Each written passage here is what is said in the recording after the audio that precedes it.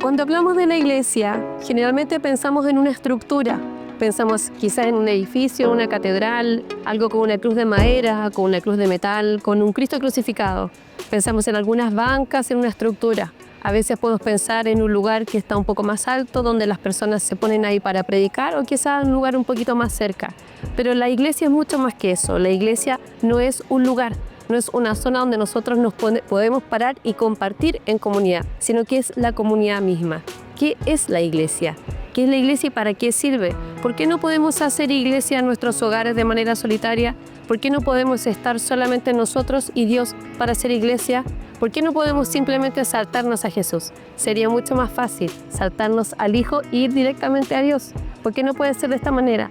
Cuando Pedro le confiesa a Jesús que Él es el Hijo de Dios, que no es Elías, que no es Jeremías, que no es Juan el Bautista ni ninguno de los profetas, Pedro en el fondo está estableciendo la roca de la iglesia. Porque Jesús es lo que dice: Simón, ahora tu nombre será Pedro, porque en esta piedra estableceré mi iglesia, ahí se levantará mi iglesia, el lugar donde tú reconoces, no a través de ni carne ni sangre, ni alguien que te diga esto es la iglesia, sino que el Espíritu Santo te revela el lugar donde tú debes estar, la comunidad donde tú eres parte, donde tú puedes compartir tus dones, tus talentos, donde también puedes compartir tus alegrías, como también tus necesidades, donde pueden llorar juntos y también pueden reír juntos. Eso es la iglesia, para eso fue necesario. En hecho podemos ver cómo el pueblo le hacía favor, digamos, a esta comunidad. Estaba a favor de ellos porque veía cómo se amaban.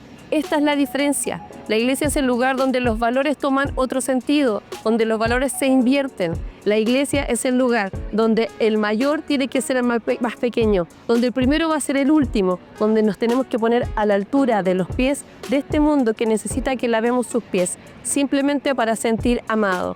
Esta es la iglesia, es la comunidad donde practicamos el perdón, es la comunidad donde practicamos esta compañía.